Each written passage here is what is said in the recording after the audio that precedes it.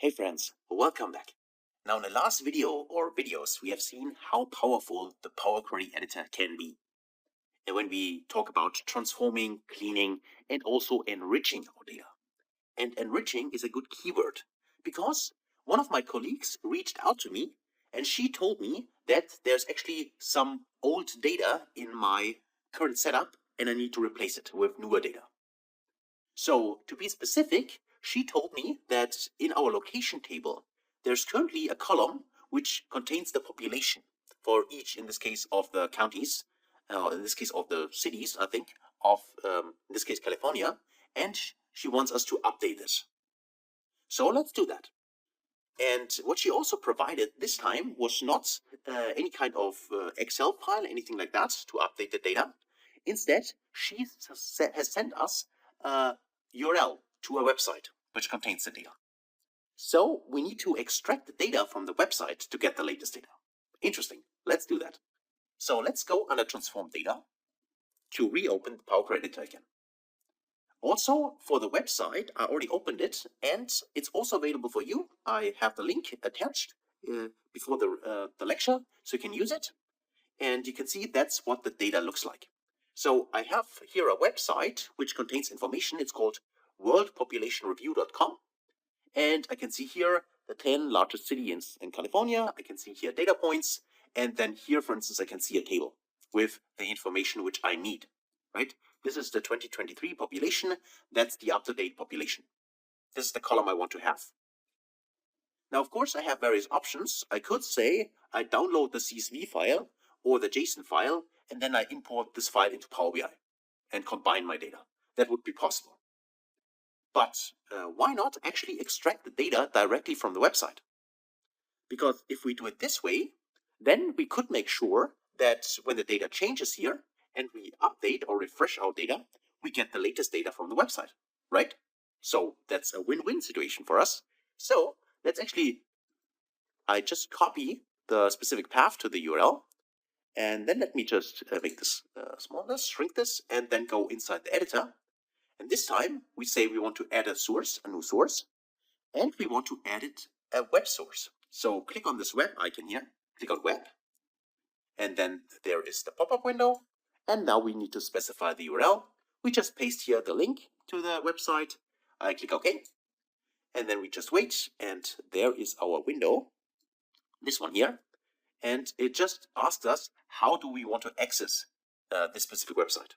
So currently the website is this one here, and then we can specify, are there any kind of credentials required? So is this a web API? Do we have an API key? Do we want to use Windows credentials? Do we need to access with an organizational account? If it's, for instance, an Azure Cloud Storage from our company, anything like that? No. It is actually a public website, so we can use anonymous here, the default one. We click on Connect. So, and then we just wait until the window opens, just a second. And now Power Query is scanning the website for us. And now we have our navigator. Kind of similar to our Excel file, if you remember, when we open it. Now in here, what happens is that Power Query tries, or Power BI, tries to analyze the website, the structure, so the underlying HTML code, and searches for tables. In this case, we have a table number 1, and we can select it, and that looks actually already quite good, right? So I can see here, this is a rank, the name, population, and so on. So that's exactly the data, I think, which I need. Because there is the 2023 population, this specific column I want. Of course, you can also check out suggested tables here, for instance, table number 2. You can see that this is this table here, which is also a table available on the website, and table number 3. That's also obviously a small table from the website, which you could also extract. But for us now, I want to have table number 1, this one. So I can simply click on this option here, I select the table, and then I click on OK. So now what happens is here we have imported the table directly from the website, right? We have here table number 1, which gives us here the name, population, and so on, this information. And this is coming directly from the website you have seen. So if I open this again, this, for instance, this one is a table which we have seen. This one is a table, which is table number 1. And there also, if I scroll down, there should be another table somewhere. I don't know where it is, but as you've seen that Power BI also extracted the third table. But that's exactly the data from this website now, which we use and import it into Power BI. And that's what I meant by data enrichment. So we can also extract data from various sources and enrich the data we already have in here. So far so good. We have table number 1. And now we need to bring this table number 1, the data we have here, together with our location data. In the location data, we also have a name here, and we have the specific column, which I was referring to, which is, where is it? My population, there it is, this one here. And this one I want to actually replace, because these are the old values. So to do that, I can go to my, in this case, location, I'm already there, and we can now bring them together by joining the data. That means this time we're going to use again a combining step here, but this time not the append query. Instead we use the merge query. So if you click on merge query, you have the same option to either merge the queries, which means we'll change the location table, or by merge queries as new. So in this case, the merge query would be fine, because I actually want to replace a column in here, and I simply replace it directly in the location table. Even though you could, if you want, also do it as merge query as new, and then put the location as well as the table number 1 here in these other queries, disable the load, and only keep the original location table, the new location table. That could also be possible. But for now, let me just use location here, merge the queries, and then we need to specify what are the tables we want to merge. So the first one is the current one, which is location. And the second table we want to merge, so to put together, to join, is actually the table number 1, our web query. So these are the two tables. And then we need to specify how do we want to join the tables. Well, the common field is actually the name. So we need to select name in here, and we need to select name down there. So if we do this, we are asked about the privacy levels. What does this mean? Well, Power BI is informing us that currently we extract data from the web, from a public web source. And we also have data in here, which is coming from our private data repository, right? From the data we have locally stored. And Power Query just tells us here that if we combine local data with a new external data source, we need to make sure that this is something we want. Because the data is brought together, and for instance, if you have really high sensitive data, high sensitive company data, you maybe not want to combine this with a public data source. Okay, be aware of that. But for us now, that's totally fine, right? Because there is no secret in our location, so we can bring this together.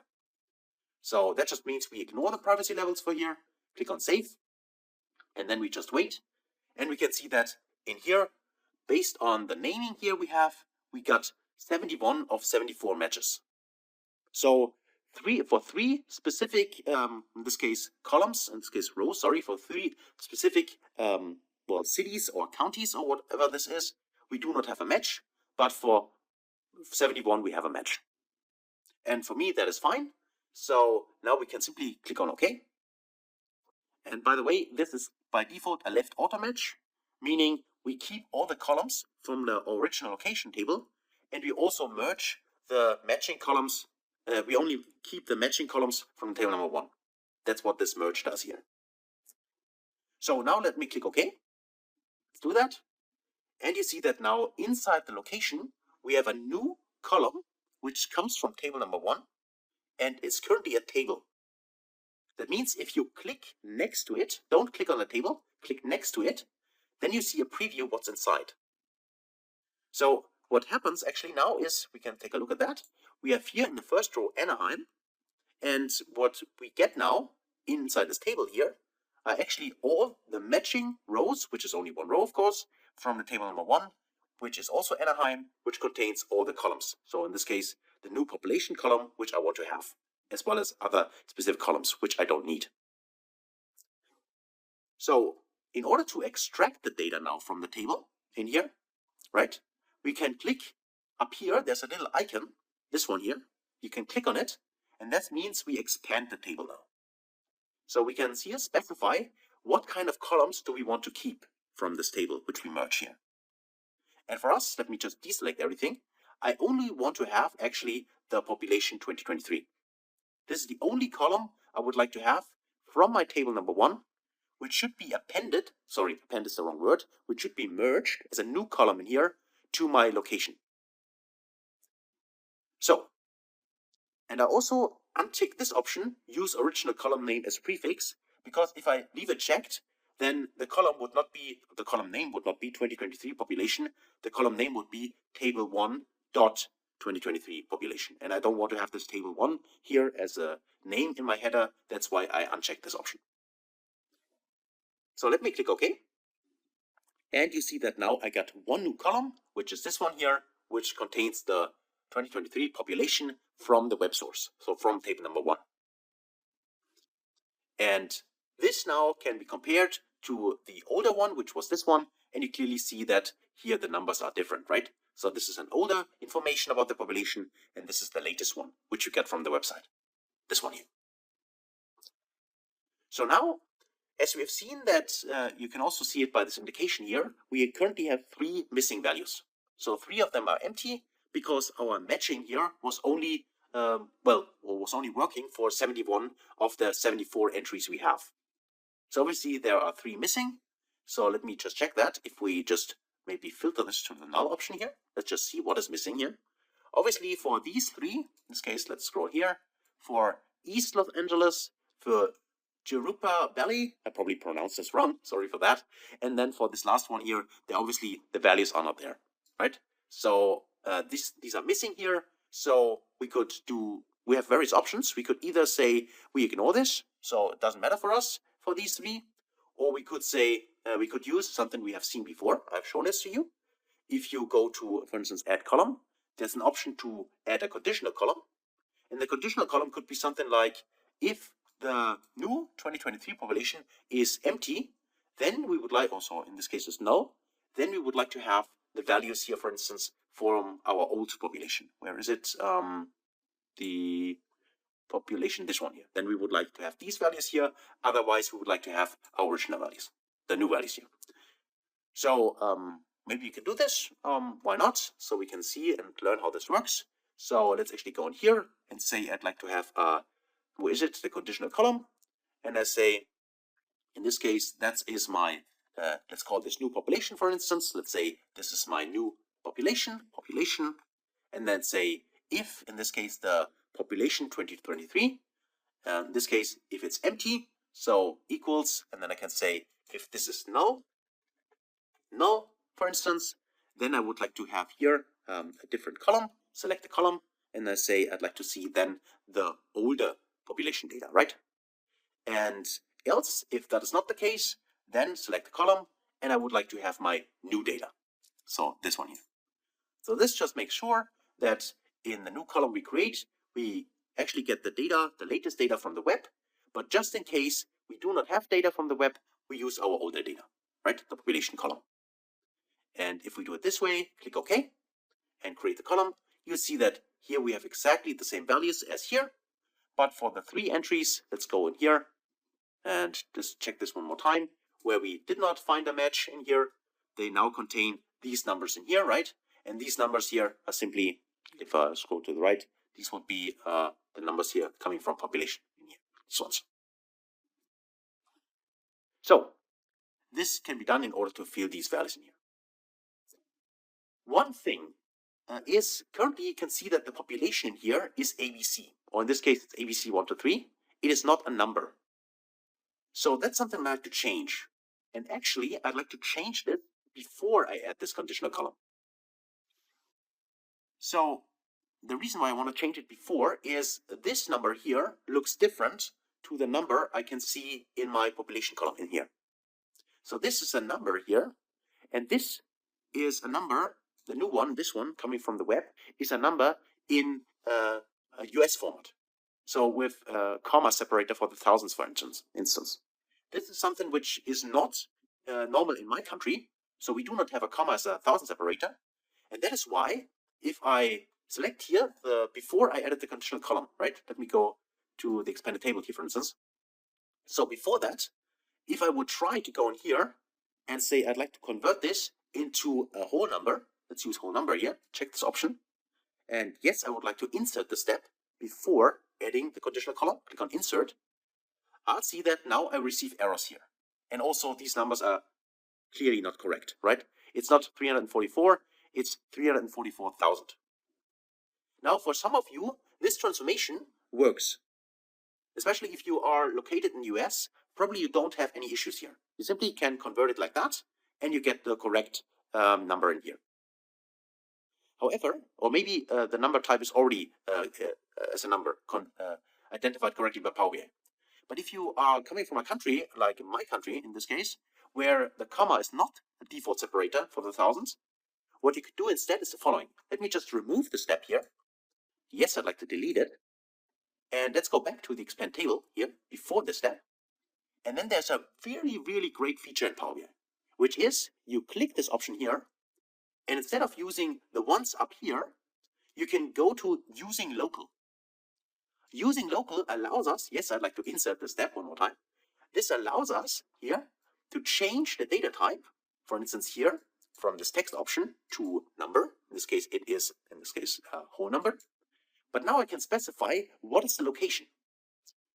So I would see here, for Germany, there is no comma separator for the thousands. So I just specify, I'd like to convert this, but I'd like to convert it and make sure that while the conversion is done, it is identified as US format. And I can do that by simply searching here for, I think it's English US. Let me just scroll up, English. And there should be the United States, there it is. So let me check this option here. And now let's try the conversion one more time. So you can see here, 343,000 and so on. And now if I click OK, you see that now I get the correct numbers. So the comma is now removed, of course, but now I have exactly a whole number and I can see the correct numbers in here. And they're also right aligned like in Excel. So now these numbers are correct. So this is something I'd like to show you and like to emphasize, because oftentimes, especially if you work, for instance, for an international company, anything like that, you have to deal with this comma and dots, thousander separators and decimal separators and so on. And that's not the same, right? So you clearly get a lot of issues with that. And this can easily be handled by this great feature in here by using local. And for me, that is done now. As I said, for you, maybe you don't have to do this because you're already located in the US. But if not, then this would be a way to transform it. And even if you can't use it here, be aware that this feature exists and maybe it's helpful in the future for you. So again, then we added this conditional column here and then we filtered the rows. And now, the filter row, let's get rid of that. We don't need this anymore. And now if we go in here, we have here our new population column in here. And we can just convert it here also into, let's say, a whole number in here. And now we also have the correct numbers in here with the field values from this population 2023. So finally, what we can do now is simply click on this 2023 population and also go inside our population from here. This one here, I hold my control key to select those two. And then I just right click on here and say I'd like to remove columns. Because we only need our new population column. And this now contains the latest data from the web and also the three data entries from our older data where the web did not give us an image. And that's basically it. This is for enriching our data. And now finally, of course, we have the latest data. We right click on the table number 1. Be aware that we want to disable the load. We don't want to see this in our report view, but we want to include it in refresh because we want to make sure here, include in refresh, because we make sure that when we update the data, then Power BI is automatically extracting the latest data from this website. Of course, requirement for that is that the website then still exists and has the table included, right? That's true, but as I said, I think that's the better option instead of downloading the data manually from the website and then importing it into Power BI, because then we rely on the downloaded data, right? And that's not necessarily always the latest data. And that's it actually for updating the location. And now also our colleague is happy. So thanks to her for informing us and providing us with the website. We did the transformation. So actually you did the transformation. So congratulations. And now, of course, we could go back under home, click on close and apply. And then we apply the transformations, which we've done in Power Query. And we get our new data in here. And you see that now under location, there is this column new population, which has now the data from the website, which you can use now in order to create our report. So that's it actually for this video. So thanks a lot for following along. Hopefully you enjoyed it, and see you in the next one. Until then, best guys.